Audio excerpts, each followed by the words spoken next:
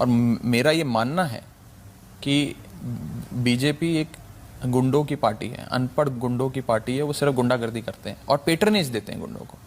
और पिछले कुछ सालों से आप लोग लगातार मुझसे पूछ रहे थे कि राघव जी, आप एक साल से पार्टी की गतिविधियों से अलग क्यों नजर आते हैं, पार्टी से किनारा क्यों कर लिया। तब मैं कुछ बोलता नहीं था, मैं प्रयास कर रहा था कि चीजें बेहतर हों। लेकिन आज मैं आपको असल कारण बताता हूं कि क्यों मैंने पार्टी की गतिविधियों से अपने आप को अलग कर लिया। और उसका कारण यह है क्योंकि मैं उनके गुनाह में शामिल नहीं होना चाहता था। मैं उनकी दोस्ती के काबिल नहीं था क्योंकि मैं उनके गुनाह में शामिल नहीं था। आज हम एक ऐसे मोड़ पर खड़े हैं कि हमारे पास सिर्फ दो ही ऑप्शंस थे, दो विकल्प थे। या तो हम राजनीति छोड़ दें और पिछले 15-16 साल जो हमने सार्वजनिक जीवन में काम किया उसे त्याग दें, या फिर हम अपने अनुभव को, अपनी स्किल्स को, अपनी पूरी ऊर्जा और एनर्जी को लेकर पॉजिटिव पॉलिटिक्स करें।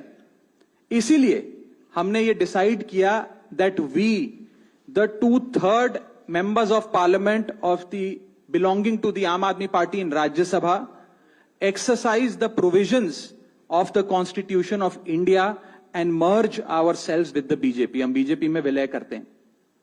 पिछले 12 सालों में भारतीय जनता पार्टी की केंद्र की सरकार, माननीय प्रधानमंत्री नरेंद्र मोदी जी के नेतृत्व में जो सरकार चल रही है, उसने कई मजबूत ऐसे फैसले लिए जो आज से पहले नेता फैसले लेने से शायद डरते थे। चाहे वो आतंकवाद की जड़ें उखाड़कर फेंकना हो या भारत को विश्व की टॉप इकोनॉमीज में लाना हो। और इस नेतृत्व पे जनता ने एक बार नहीं, 2 बार नहीं, 3 बार मोहर लगाई है।